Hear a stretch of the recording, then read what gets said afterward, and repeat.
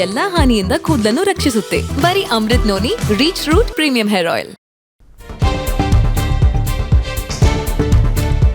ರೇವಣ್ಣ ಜಾಮೀನು ಅರ್ಜಿ ವಿಚಾರಣೆಯಲ್ಲಿ ವಾದ ಪ್ರತಿವಾದ ನಡೆಯುತ್ತಿದೆ. ಯಾರನ್ನಾದ್ರೂ ಅಪಹರಿಸಿ ಒತ್ತೆಯಾಳಗಿಟ್ಕೊಂಡಲ್ಲಿ ಮಾತ್ರ ಸೆಕ್ಷನ್ 364A ಅಪ್ಲೈ ಆಗುತ್ತೆ. ಎಲವಾದಲ್ಲಿ ಈ ರೀತಿ ಪ್ರಕರಣದಲ್ಲಿ 364A ಸೆಕ್ಷನ್ ಹಾಕುವ ಅಗತ್ಯ ಇರಲ್ಲ ಎಂದು ಹೇಳಿದ್ದಾರೆ. ಕಿಡ್ನಾಪ್ ಕೇಸಲ್ಲಿ ಸಂತ್ರಸ್ತ ಮಹಿಳೆಗೆ ಯಾವುದೇ ರೀತಿಯಾದಂತಹ ತೊಂದರೆ ಆಗಿಲ್ಲ, ಗಾಯ ಕೂಡ ಆಗಿಲ್ಲ. ಸಂತ್ರಸ್ತೆಯನ್ನ ಒತ್ತೆಯಾಳಾಗಿ ಇಟ್ಕೊಂಡು ದೌರ್ಜನ್ಯ ನಡೆಸಿಲ್ಲ, ಕಿರುಕುಳ ಆಗಿಲ್ಲ ಅನ್ನೋದ್ರ ಬಗ್ಗೆ ಸ್ಪಷ್ಟನೆಯನ್ನ ಕೊಟ್ಟಿದ್ದಾರೆ. ಒತ್ತೆಯಾಳಾಗಿ ಇರಿಸಿಕೊಂಡು ದೌರ್ಜನ್ಯ ನಡೆಸಿ ಕಿರುಕುಳ ನೀಡಿದರೆ ಅದು ಅಪರಾಧ. ಪ್ರಾಣ ಹಾನಿ ಆಗುವಂತೆ ಹಲ್ಲೆ ಮಾಡುವುದು ಮಾತ್ರ ಅಪರಾಧ ಅಂದಿದ್ದಾರೆ ನಾಗೇಶ್ ಅವರು. ಇದ್ರ ಬಗ್ಗೆ ಸ್ಪಷ್ಟನೆಯನ್ನ ಕೊಟ್ಟಿದ್ದಾರೆ. ಎಚ್.ಡಿ. ರೇವಣ್ಣ ಜಾಮೀನು ಅರ್ಜಿ ವಿಚಾರಣೆಯಲ್ಲಿ ವಾದ ಪ್ರತಿವಾದ ಮುಂದುವರೆದಿದೆ. ಯಾರನ್ನಾದ್ರೂ ಅಪಹರಿಸಿ ಒತ್ತೆಯಾಳಾಗಿಟ್ಕೊಂಡಲ್ಲಿ ಮಾತ್ರ ಸೆಕ್ಷನ್ 364A ಅಪ್ಲೈ ಆಗುತ್ತೆ. ಇಲ್ಲವಾದಲ್ಲಿ ಈ ರೀತಿ ಪ್ರಕರಣದಲ್ಲಿ ಅದು ಅಪ್ಲೈ ಆಗಲ್ಲ. 364A ಅನ್ನೋದ್ರ ಬಗ್ಗೆ ಸ್ಪಷ್ಟನೆಯನ್ನ ಕೊಟ್ಟಿದ್ದಾರೆ. ಹೀಗಾಗಿ 364A ಸೆಕ್ಷನ್ ಹಾಕುವ ಅಗತ್ಯನೇ ಇರಲಿಲ್ಲ ಅನ್ನೋದ್ರ ಬಗ್ಗೆ ವಾದವನ್ನ ಮಂಡಿಸಿದ್ದಾರೆ. ಕಿಡ್ನಾಪ್ ಕೇಸಲ್ಲಿ ಸಂತ್ರಸ್ತ ಮಹಿಳೆಗೆ ಯಾವುದೇ ರೀತಿಯಾದಂತಹ ತೊಂದರೆ ಆಗಿಲ್ಲ ಅಥವಾ ಆಕೆ ಮೇಲೆ ಯಾವುದೇ ರೀತಿಯಾದಂತಹ ಹಲ್ಲೆ ಗಾಯಗಳು ಕೂಡ ಇಲ್ಲ. ಸಂತ್ರಸ್ತೆಯನ್ನ ಒತ್ತೆಯಾಳಾಗಿಟ್ಕೊಂಡಿಲ್ಲ. ಇದ್ರ ಈ ವಿಚಾರವಾಗಿ ಕೋರ್ಟ್ ಗಮನಕ್ಕೆ ತಂದಿದ್ದಾರೆ ವಕೀಲರಾಗಿರುವಂತಹ ನಾಗೇಶ್ ಅವರು. ಒತ್ತೆಯಾಳಾಗಿ ಇರಿಸಿಕೊಂಡು ದೌರ್ಜನ್ಯ ನಡೆಸಿ ಕಿರುಕುಳ ನೀಡಿದ್ರೆ ಅಪರಾಧ, ಪ್ರಾಣಹಾನಿ ಆಗುವಂತೆ ಹಲ್ಲೆ ಮಾಡುವುದು ಮಾತ್ರ ಅಪರಾಧ, ಇಲ್ಲದ್ರೆ ಅದು ಅಪರಾಧ ಅಲ್ಲ. ಹೀಗಾಗಿ ಅದಕ್ಕೆ ಮಾತ್ರ 364A ಅಪ್ಲೈ ಆಗುತ್ತೆ. ಅದು ಇದಕ್ಕೆಲ್ಲ 364A ಇಲ್ಲ. ಯಾಕಂದ್ರೆ ಆಕೆ ಮೇಲೆ ಯಾವುದೇ ರೀತಿಯಾದಂತ ಹಲ್ಲೆ ನಡೆಸಿಲ್ಲ, ತೊಂದರೆ ಕೂಡ ಕೊಟ್ಟಿಲ್ಲ, ಗಾಯ ಕೂಡ ಆಗಿಲ್ಲ. ಅಂದ್ರೆ 364A ಹೇಗೆ ಅಪ್ಲೈ ಆಗುತ್ತೆ ಅನ್ನೋದ್ರ ಬಗ್ಗೆ ಸ್ಪಷ್ಟನೆಯನ್ನ ಕೊಟ್ಟಿದ್ದಾರೆ. ವಿದೇಶದಲ್ಲಿರುವ ವ್ಯಕ್ತಿ ಕಿಡ್ನಾಪ್ ಮಾಡಿದ್ರೆ ಆಗ ಸೆಕ್ಷನ್ 364A ಅಪ್ಲೈ ಆಗುತ್ತೆ. ಆದ್ರೆ KR ನಗರ ಠಾಣಾ ವ್ಯಾಪ್ತಿಯ ಪ್ರಕರಣದಲ್ಲಿ 365A ಅನ್ವಯ ಆಗಲ್ಲ. ಸಂತ್ರಸ್ತ ಮಹಿಳೆ ಎಚ್.ಡಿ. ರೇವಣ್ಣ ಅವರ ಮನೆಯಲ್ಲಿ 10 ವರ್ಷ ಕೆಲಸ ಮಾಡಿದ್ದಾರೆ. ಈ ಪ್ರಕರಣದಲ್ಲಿ ಯಾವುದೇ ರೀತಿಯಂತ ಕಿಡ್ನಾಪ್ ಮಾಡಿಲ್ಲ ಅನ್ನೋದ್ರ ಬಗ್ಗೆ ಸ್ಪಷ್ಟನೆಯನ್ನ ಕೊಟ್ಟಿದ್ದಾರೆ. ಎಚ್.ಡಿ. ರೇವಣ್ಣಗೆ ಜಾಮೀನು ಕೋರಿದ ಹಿರಿಯ ವಕೀಲ ಸಿ.ವಿ. ನಾಗೇಶ್ ಅವರು ವಾದವನ್ನ ಮುಂದುವರೆಸಿದ್ದಾರೆ. ಕಿಡ್ನಾಪ್ ಪ್ರಕರಣದಲ್ಲಿ ಎಚ್.ಡಿ. ರೇವಣ್ಣ ವಿರುದ್ಧ ಬಲವಾದ ಸಾಕ್ಷಿಗಳೇ ಇಲ್ಲ, ಆದರೂ ಜೀವಾವಧಿ ಶಿಕ್ಷೆ ಅಥವಾ ಮರಣದಂಡನೆ ಶಿಕ್ಷೆಯಾಗುವ ಸೆಕ್ಷನ್ ಅನ್ನ ಹಾಕಿದ್ರು. ಯಾಕೆ ಅನ್ನೋದ್ರ ಬಗ್ಗೆ ಇಲ್ಲಿ ಪ್ರಶ್ನೆ ಮಾಡಿದ್ದಾರೆ. ಇದು ಹೇಗೆ ಅಪ್ಲೈ ಆಗುತ್ತೆ? ವಿದೇಶದಲ್ಲಿರುವ ವ್ಯಕ್ತಿ ಕಿಡ್ನಾಪ್ ಮಾಡಿದ್ರೆ ಆಗ ಸೆಕ್ಷನ್ 365A ಅನ್ವಯ ಆಗುತ್ತೆ. ಆದರೆ KR ನಗರ ಠಾಣಾ ವ್ಯಾಪ್ತಿಯ ಪ್ರಕರಣದಲ್ಲಿ ಇದು ಅನ್ವಯ ಆಗಲ್ಲ. ಸಂತ್ರಸ್ತ ಮಹಿಳೆ ಎಚ್.ಡಿ. ರೇವಣ್ಣ ಅವರ ಮನೆಯಲ್ಲಿ 10 ವರ್ಷ ಕೆಲಸ ಮಾಡಿದ್ದಾರೆ ಅನ್ನೋದ್ರ ಬಗ್ಗೆ ಕೋರ್ಟ್ಗೆ ಮನವರಿಕೆ ಮಾಡಿಕೊಟ್ಟಿದ್ದಾರೆ. ಸಂತ್ರಸ್ತೆ ಮಹಿಳೆಯನ್ನ ಈ ಪ್ರಕರಣದಲ್ಲಿ ಕಿಡ್ನಾಪ್ ಮಾಡಿಲ್ಲ ಎಂದು ಸ್ಪಷ್ಟನೆಯನ್ನ ನೀಡಿದ್ದಾರೆ ವಕೀಲ ನಾಗೇಶ್. ಎಚ್.ಡಿ. ರೇವಣ್ಣಗೆ ಜಾಮೀನು ಕೋರಿದ ಹಿರಿಯ ವಕೀಲ ಸಿ.ವಿ. ನಾಗೇಶ್ ವಾದವನ್ನ ಮುಂದುವರೆಸಿದ್ದಾರೆ. ಇಲ್ಲಿ ಕಿಡ್ನಾಪ್ ಪ್ರಕರಣದಲ್ಲಿ ಎಚ್.ಡಿ. ರೇವಣ್ಣ ವಿರುದ್ಧ ಬಲವಾದ ಸಾಕ್ಷಿಗಳೇ ಇಲ್ಲ, ಆದರೂ ಜೀವಾವಧಿ ಶಿಕ್ಷೆ ಅಥವಾ ಮರಣದಂಡನೆ ಶಿಕ್ಷೆಯಾಗುವ ಸೆಕ್ಷನ್ ಹಾಕಿದ್ರು. ಏನೇ ಆದ್ರೂ ಈ ರೀತಿ ಪ್ರಕರಣದಲ್ಲಿ ಬೇಲ್ ಯಾಕೆ ನೀಡಬಾರದು ಅಂತ ವಾದವನ್ನ ಮಂಡಿಸಿದ್ದಾರೆ. 365A ಎಲ್ಲಿ ಅನ್ವಯ ಆಗುತ್ತೆ, ಎಲ್ಲಿ ಅನ್ವಯ ಆಗಿಲ್ಲ ಅನ್ನೋದ್ರ ಬಗ್ಗೆ ಮನವರಿಕೆಯನ್ನ ಮಾಡಿಕೊಟ್ಟಿದ್ದಾರೆ ವಕೀಲರಾಗಿರುವಂತ ನಾಗೇಶ್ ಅವರು. ವಿದೇಶದಲ್ಲಿ ಯಾರಾದ್ರೂ ಒಬ್ಬ ವ್ಯಕ್ತಿ ಕಿಡ್ನಾಪ್ ಮಾಡಿದ್ರೆ ಓಕೆ, ಆಗ ಒಂದು ಪಾಯಿಂಟ್ ಇತ್ತು ಸೆಕ್ಷನ್ 365A ಹಾಕೋದಿಕ್ಕೆ. ಆದ್ರೆ ಇಲ್ಲಿ 365A ಹೇಗೆ ಅನ್ವಯ ಆಗುತ್ತೆ ಅನ್ನೋದ್ರ ಬಗ್ಗೆ ಸಿ.ವಿ. ನಾಗೇಶ್ ಅವರು ಪ್ರಶ್ನೆ ಮಾಡಿದ್ದಾರೆ.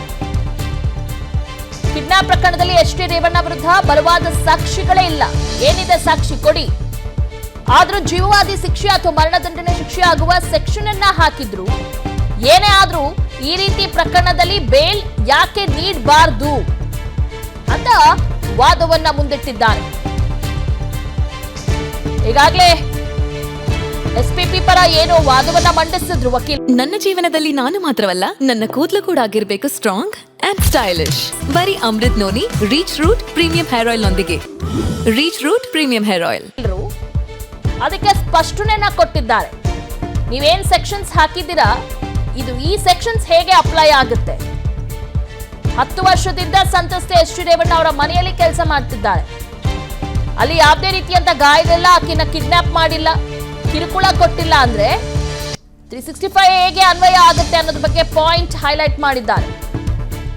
ಅವ್ರ ವಿರುದ್ಧ ಯಾವುದೇ ರೀತಿಯಾದ ಬಲವಾದ ಸಾಕ್ಷಿಗಳೇ ಇಲ್ಲ, ಆದ್ರೂ ಜೀವಾವಧಿ ಶಿಕ್ಷೆ ಅಥವಾ ಮರಣದಂಡನೆ ಶಿಕ್ಷೆಯನ್ನ ಸೆಕ್ಷನ್ಸ್ ಅನ್ನ ಹಾಕಿದ್ದಾರೆ.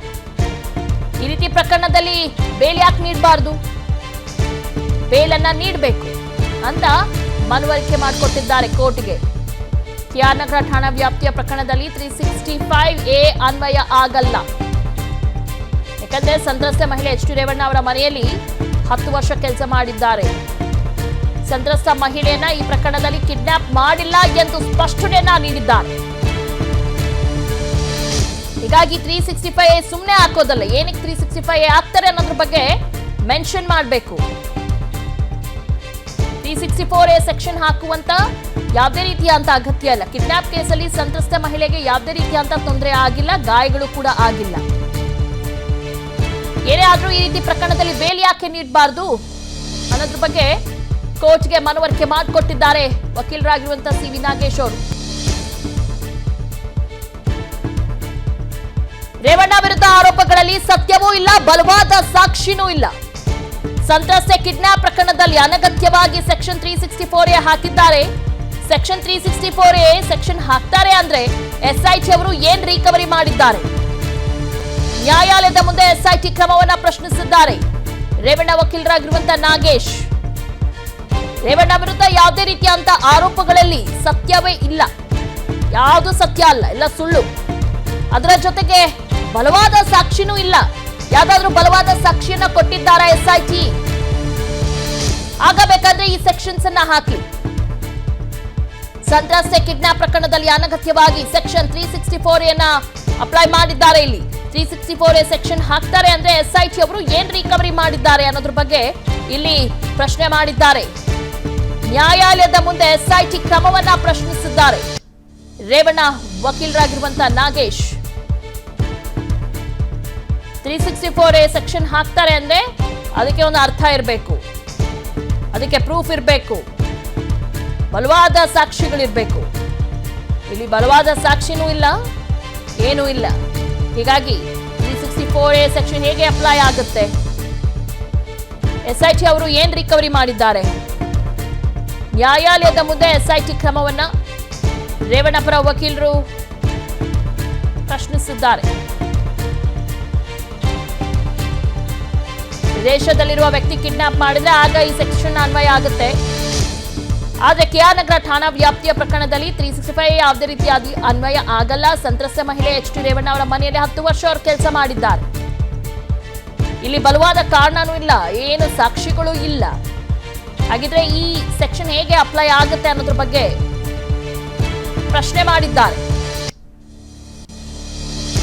ಆದರೂ ಜೀವಾವಧಿ ಶಿಕ್ಷೆ ಅಥವಾ ಮರಣದಂಡನೆ ಶಿಕ್ಷೆಯಾಗುವ ಸೆಕ್ಷನ್ ಅನ್ನ ಹಾಕಿದ್ರು ಅಂತ ಹೇಳಿದ್ದಾರೆ. ಅನುಕ್ಷಣದ ಸುದ್ದಿಗಳಿಗಾಗಿ ವಿಸ್ತಾರ ನ್ಯೂಸ್ ಯೂಟ್ಯೂಬ್ ಚಾನೆಲ್ ಸಬ್ಸ್ಕ್ರೈಬ್ ಮಾಡಿ. ಹೊಸ ಸುದ್ದಿಗಳ ನೋಟಿಫಿಕೇಶನ್ಗಾಗಿ ಬೆಲ್ ಐಕಾನ್ ಕ್ಲಿಕ್ ಮಾಡಿ. ಲೇಟೆಸ್ಟ್ ಅಪ್ಡೇಟ್ಸ್ಗಾಗಿ www.vistaranews.com ವೆಬ್ಸೈಟ್ಗೆ ವಿಸಿಟ್ ಮಾಡಿ. ಅಂಗೈಯಲ್ಲೇ ಜಗತ್ತಿನ ಸುದ್ದಿ ತಿಳಿಯಲು ವಿಸ್ತಾರ ನ್ಯೂಸ್ ಕನ್ನಡ ಆಪ್ ಡೌನ್ಲೋಡ್ ಮಾಡಿ.